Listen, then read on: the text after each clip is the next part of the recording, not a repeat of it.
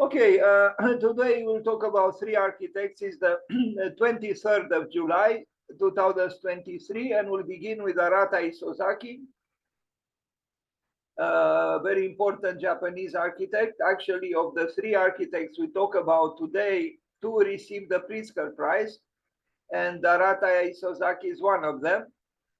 So Arata Isozaki, as you can see, born on July 23rd, was a Japanese architect, urban designer, and theorist from Oita.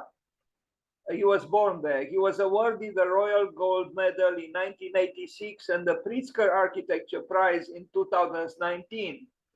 He has taught at Columbia University, Harvard University, and Yale University. Isozaki was born in Oita on the island of Kyushu and grew up in the era of post-war Japan, the eldest of four children of Toji and Tetsu Isozaki. His father was a proeminent businessman, a businessman written with A at the end and not E. In 1945, he witnessed the destruction of Hiroshima on the shore opposite his hometown. When he accepted the Pritzker Prize in 2019, he stated, "There was no architecture, no buildings, and not even a city. So my first experience of architecture was the void of architecture, and I began to consider how people might rebuild their homes and cities." So was Arata Isozaki. Some pictures of him are artistically, precious, if I am to say so. Anyway, Arata Isozaki, the Hiroshima blast site, Electric City, 1968, and this is an incredible premonition of deconstructivism. So in 1968, he drew this because it is a drawing, not a built work, and here it is. And 1968, we are talking about 20 something years before deconstruction made it to officially to architecture, via literature, philosophy, and so on. But this building, imagined by Arata Isozaki, in my opinion, is striking for its allure and for its courageous in a way fight with desolation of Hiroshima after the atomic bomb. I actually wish this structure was built, and the next one, I mean the one on the left in this picture as well, but they were not. Anyway, when Arata Isozaki lectured at Columbia University in New York in 1991, 1992, I don't know, I forgot exactly the year. I was there in the auditorium, the Avery Hall, and afterwards I wrote some kind of a response called apropos of Arata Isozaki's lecture, and I remember he was saying that he was a schizo-eclecticist, and this remained with me. The schizo-eclecticism of Arata Isozaki. There were many influences in his work.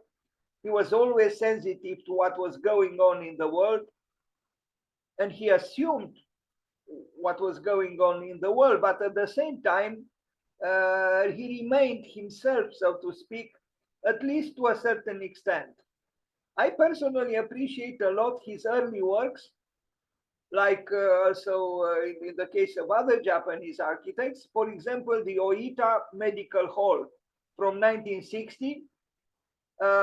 These are works built, with a heroic stance that Japan perhaps needed at the time in order to reassert itself and to re-emerge from the ashes of the Second World War.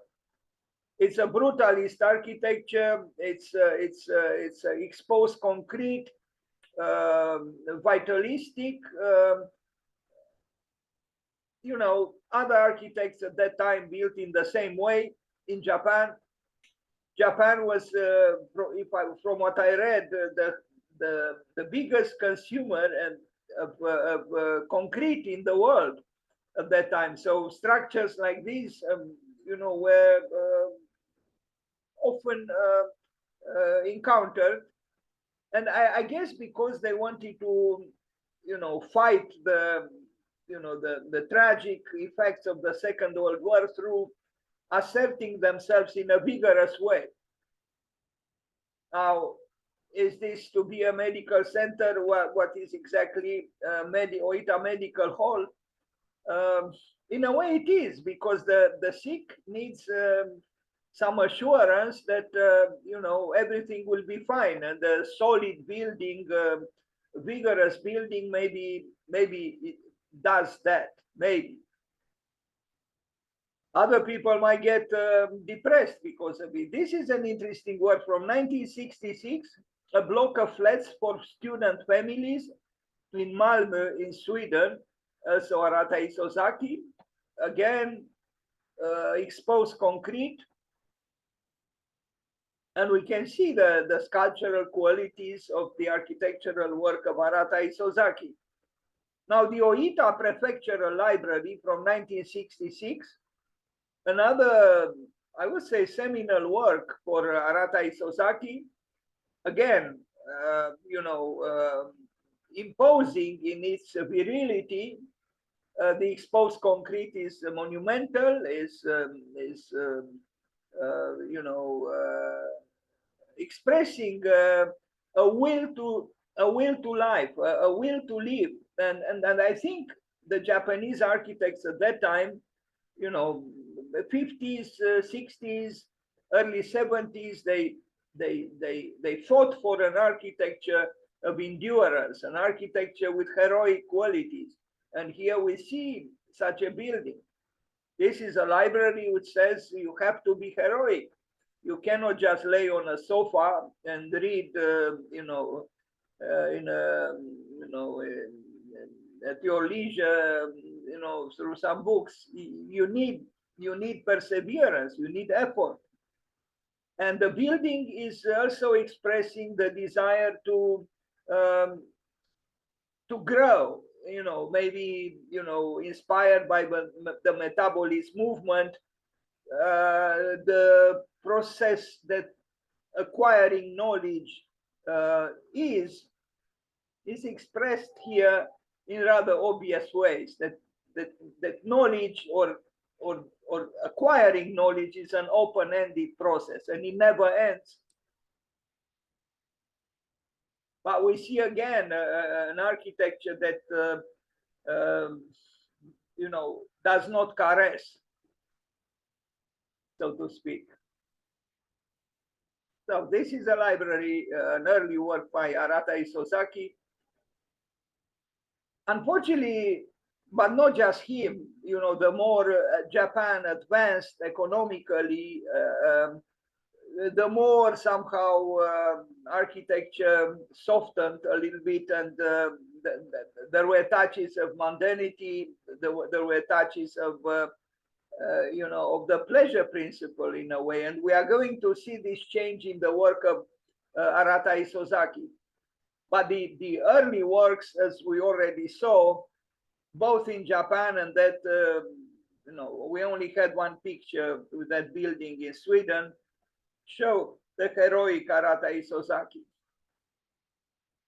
And these pictures with this library as well testify to an architecture that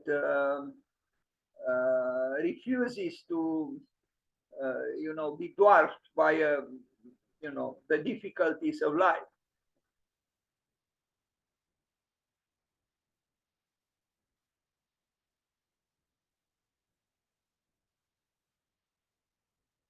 We see there a banner with about him, the author of the building, maybe an exhibition with his works. ARATA Isozaki.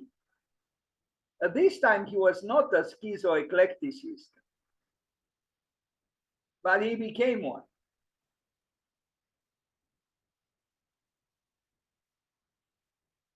a library in Oita. At that time, perhaps people didn't care too much about concrete polluting, but today, I think we should abstain from using too much concrete because it does pollute a lot. I read that about 8% of the whole pollution in the world comes from concrete. And the construction industry pollutes about 26-27%. So this should make us think if indeed we should continue to build and build and build and build and use concrete again. I like concrete. I like brutalism. I like the vivacity of concrete. But when we know that 8% of the whole pollution in the world comes from concrete, maybe we should abstain as much as possible. A sports facility, Japan Fujimi, a country club, already a country club. You know, I don't think such a program would have existed in the early 50s or late 50s. And we already see the architecture is softened, it becomes more sensuous, more accommodating, more comfortable, and the very function of a club.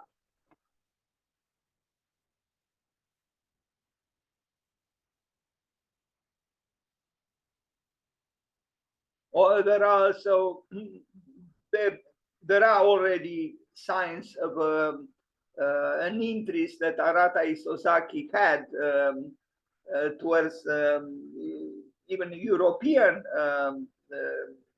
I mean, Western European architecture, historical.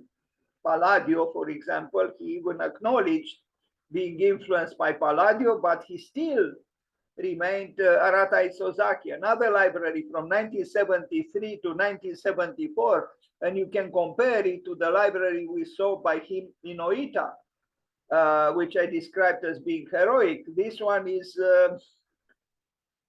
similar to the club, actually, and even this says something, that when a library becomes aesthetically similar to a club, although the functions are very different, you wonder. So this is a library built in 1970s. Already Japan was on its way towards becoming one of the most powerful. It already was economically one of the most powerful countries on earth.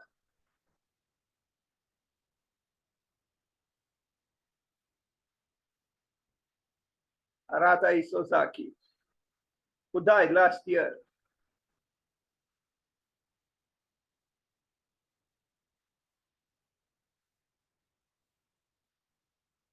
Now, Kita Kyushu Art Museum. Here there are echoes from also from his Oita library, but also maybe from Russian constructivism. But there was also always some kind of flirtation between him and even so-called classical architecture. I mentioned Palladio. He assumed various influences, but there was sometimes at least a connection with a history of Western European architecture.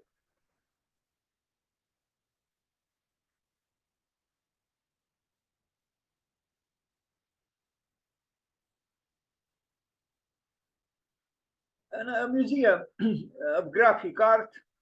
Now here we already see the touches of European architecture, round columns, the arch, the arcade. Yeah, he is beginning to be an eclecticist. Schizo-eclecticist or not, but eclecticist.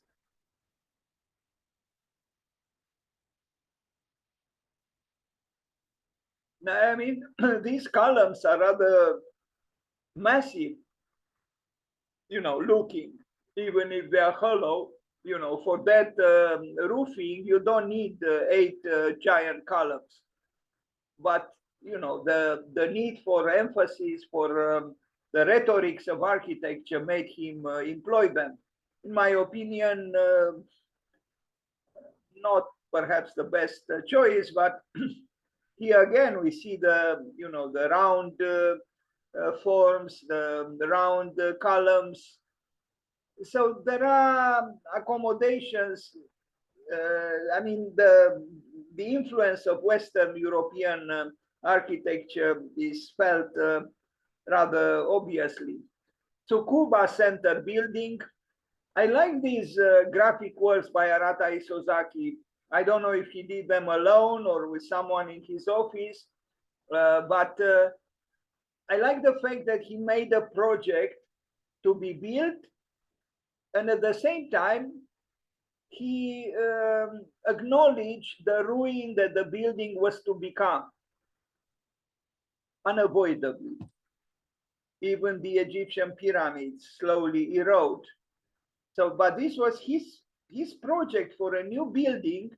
I don't think too many architects would do something like this, you know, to give birth to a new architectural child, and at the same time to visualize that child, if we are to call the project so, dead, meaning ruined. And here we see, you know, all kinds of influences, like for Campidoglio in Rome, the work of Michelangelo. Well, in Japan, the relationship with culture, the influences is often obvious, and is also a sign of homage. You pay homage to a great past master by, you know,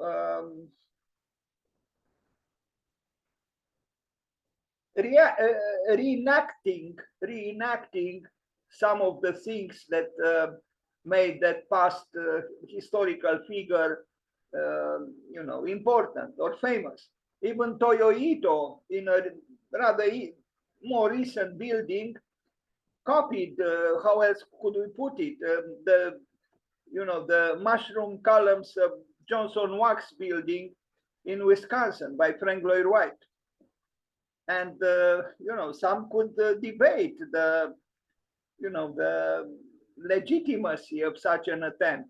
But from what I read in Japan, when you inspire yourself from a famous work, you don't do it.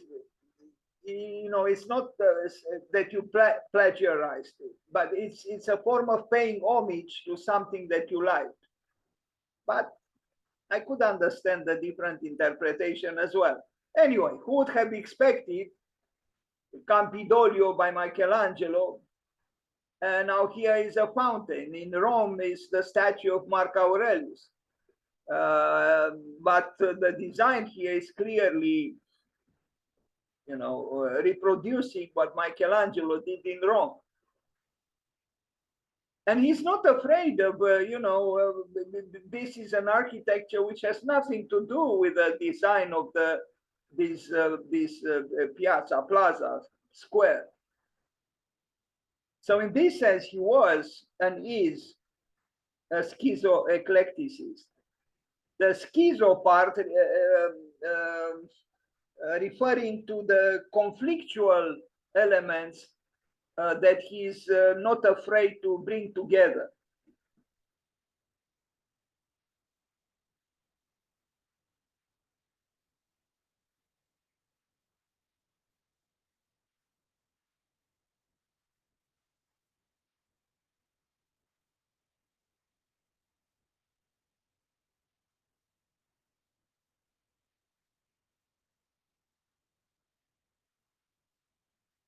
Again, we see the echoes of his experience immediately. I mean, 1945 in Japan, Hiroshima, Nagasaki.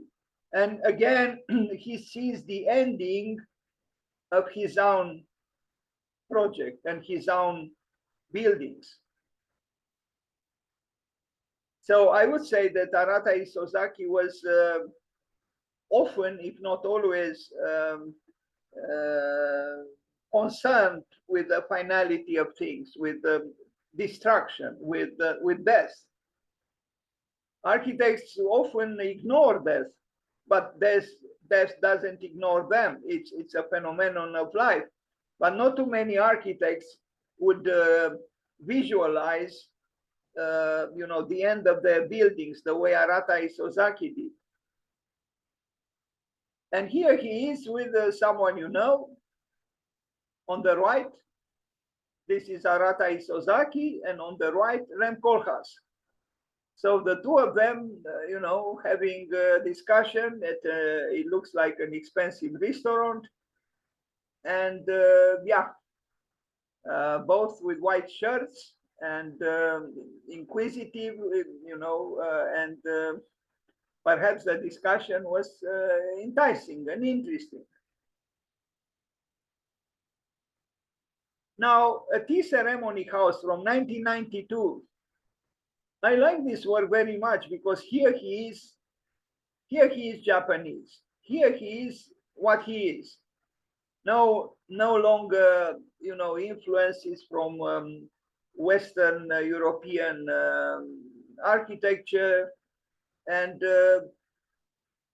so this very versatile architect, ARATA Isozaki, shows that he is quite able to belong to his culture without the need for borrowings.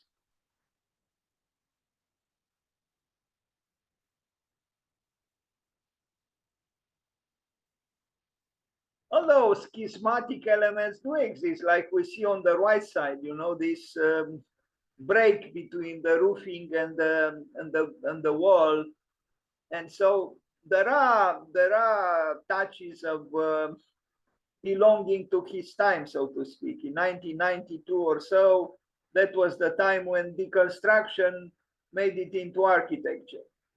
Bass Museum of Art in Miami, 2001.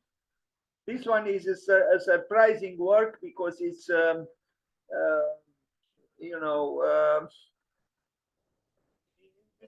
it's on one way kind of nostalgic. I mean, this could have been built in Egypt or in Central America or South America. It's Miami, but the architect is from Japan.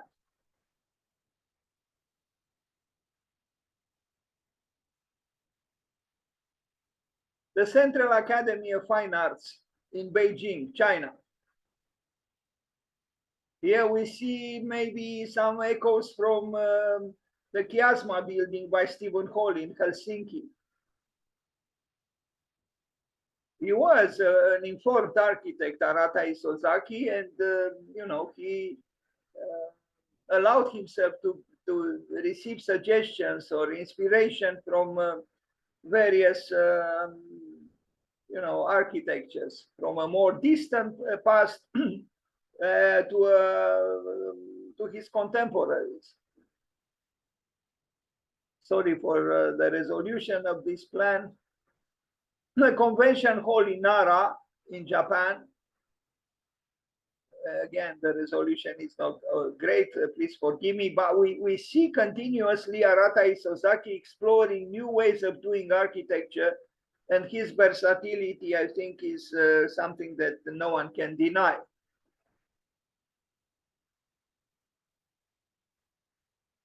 Maybe his signature architecture is that it has no signature.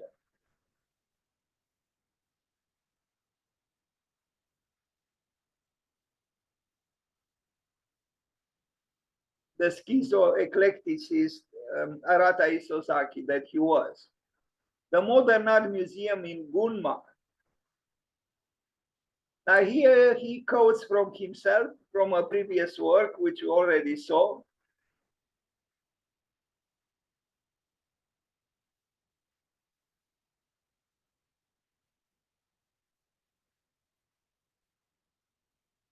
An architectural drawing by ARATA Isozaki, 1986. I think these visualizations, they are impressive, themselves. forget the built work. The graphic works themselves show, you know, a very convincing architecture, and the graphics of architecture seem to have preoccupied Arata Isozaki to a large extent, perhaps. The Museum of Contemporary Art in Los Angeles, the drawing again, the graphics, and the graphic work is striking itself.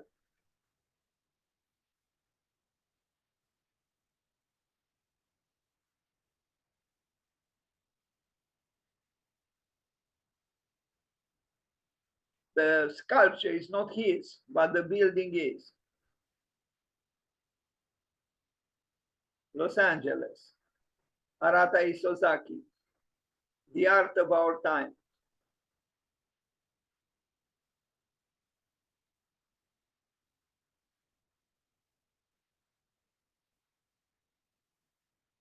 Art Tower in Mito, a very surprising work, considering that what we saw earlier doesn't announce in any way what we are going to see now.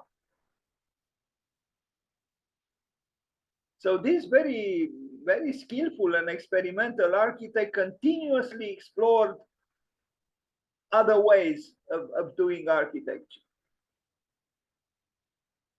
And this is closer to sculpture, but it's still a building.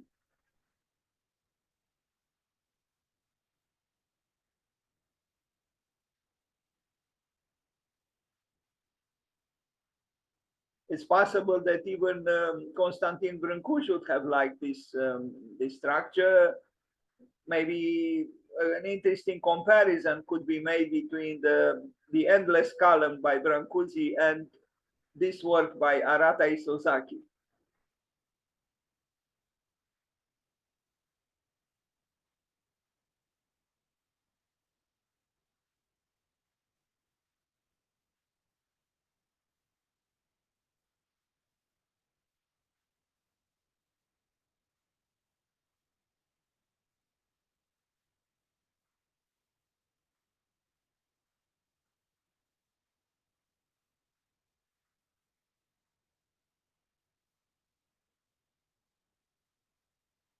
House of Mankind. Why? What an ambitious naming. Domus, House of Mankind by Arata Isozaki, Galicia, La Coruña. It's you know, a large building, but I don't think it is very different from two other works that were similar in terms of architectural aesthetics. That's when I mentioned first, you know, the Chiasma building by Stephen Hall. I seem to discern some echoes coming from there.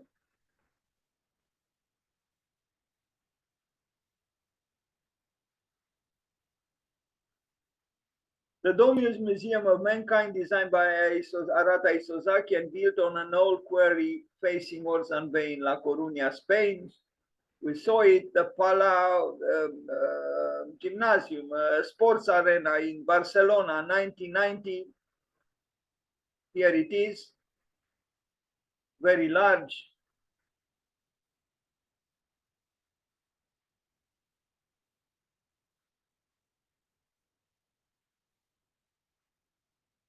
Sometimes I think his architecture is a little bit too convenient to the taste of time. I see a certain architectural opportunism in him, but I also see, you know, innovation or even idiosyncrasy sometimes.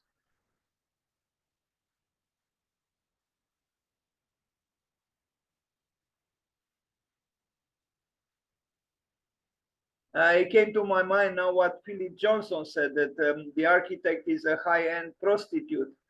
Well, to an extent, Philip Johnson knew what he was talking about.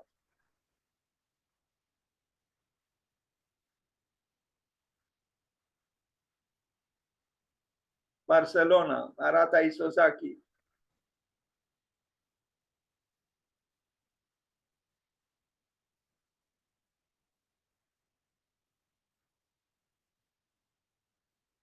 International Arts Village, 1995, 1998. No pictures, now a work in Krakow in Poland, 1994. He built a lot. I don't know if all his buildings are equally important. Some are more than others.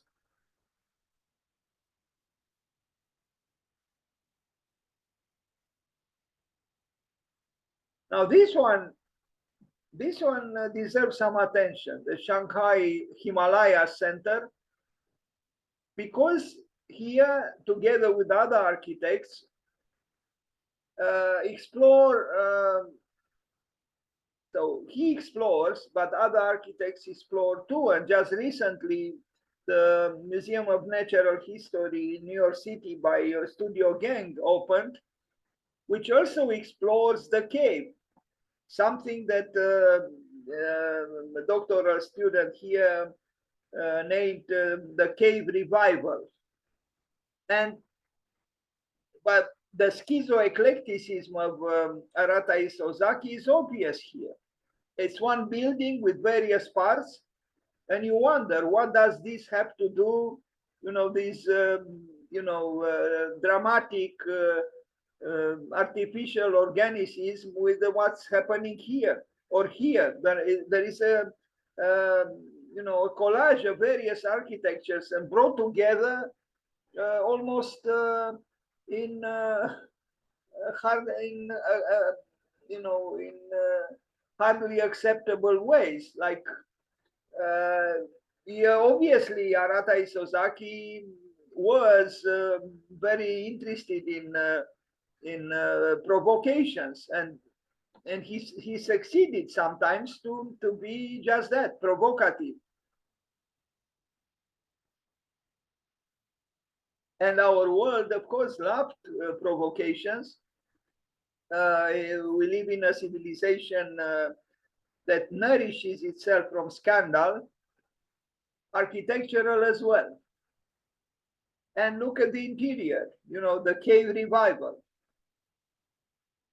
Of course, Arata Isozaki couldn't miss the occasion, couldn't miss the opportunity to explore something in this field as well.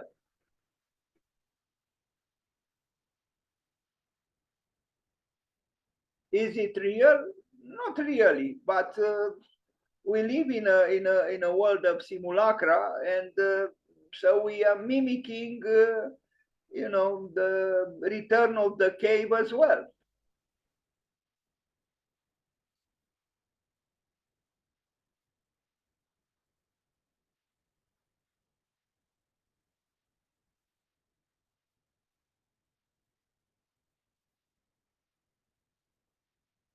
China, the Himalaya Center, Arata Isozaki.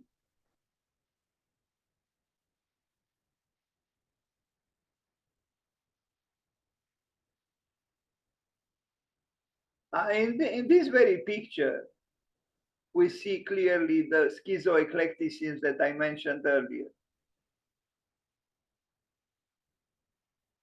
Unafraid to take risks, Arata Isozaki.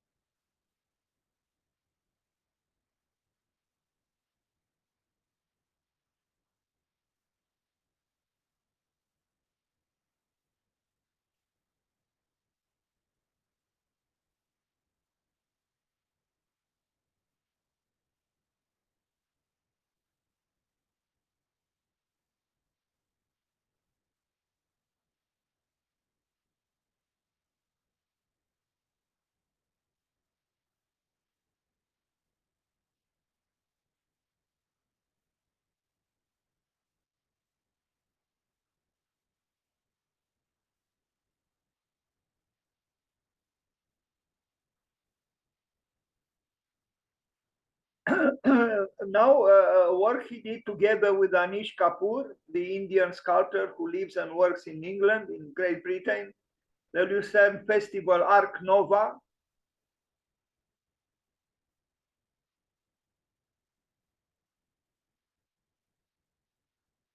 A pneumatic structure or building.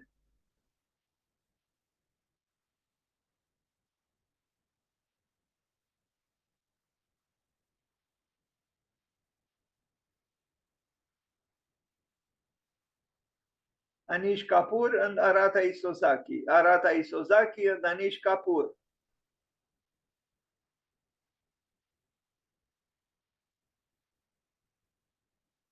And this is the building. This is the building when it is not functioning as a building.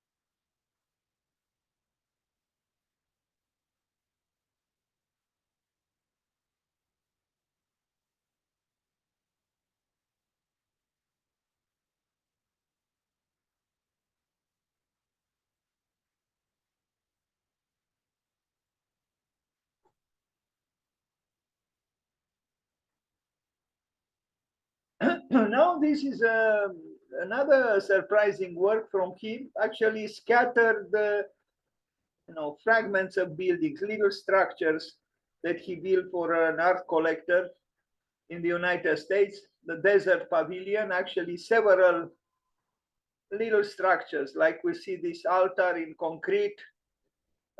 This one also by him.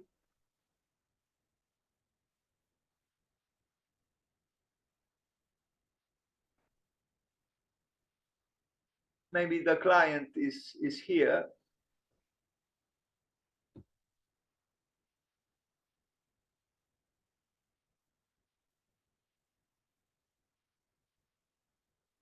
I'm not sure the desert needed these concrete little pavilions, but this is what Arata Isozaki did.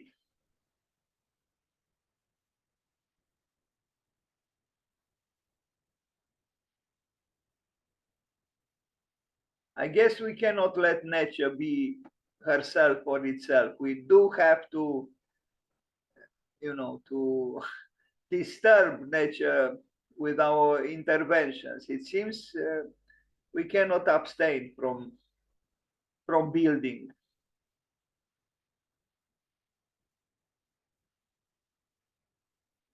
Frank Lloyd Wright, when he was asked, do you believe in God? He said, I do, but I spell it nature. I'm not sure if Frank Lloyd Wright would have agreed with these interventions by Arata Isozaki. They are actually not monumental. They are not crushing in any way the impressive landscape, but they are human touches that are clearly belong to a different authorship than the divine one. Qatar National Convention Center, another exercise in retro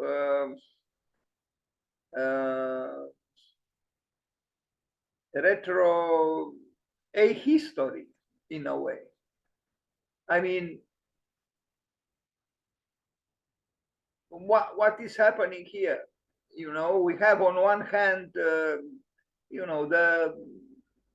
the large building, National Convention Center, after all, and then we have a giant approximations of perhaps fragments of nature, magnified to giant dimensions, a branch or branches of a tree.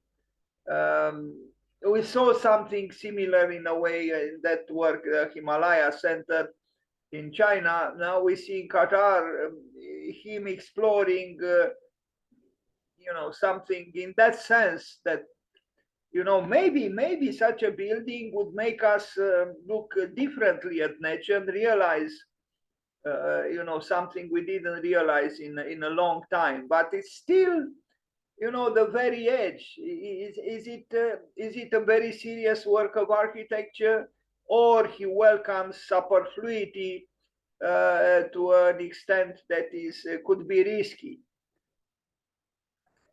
It's still interesting, and he you know, he was able to implement this architecture.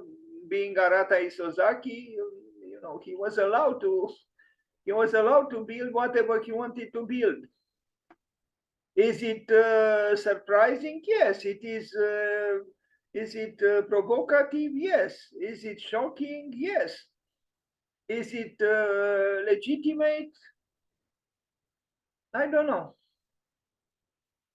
Maybe in a world where anything could be legitimate, even crime, uh, I guess it could be. It could be, and it's not a work you can easily ignore. But I still wonder to what extent we can push scandal in a world that nourishes itself incessantly with scandals, aesthetical or otherwise. Is this a sustainable building? No, no way. But it is, you know, the climax of consumerism and, you know, a bored humanity which wants a spectacle continuously.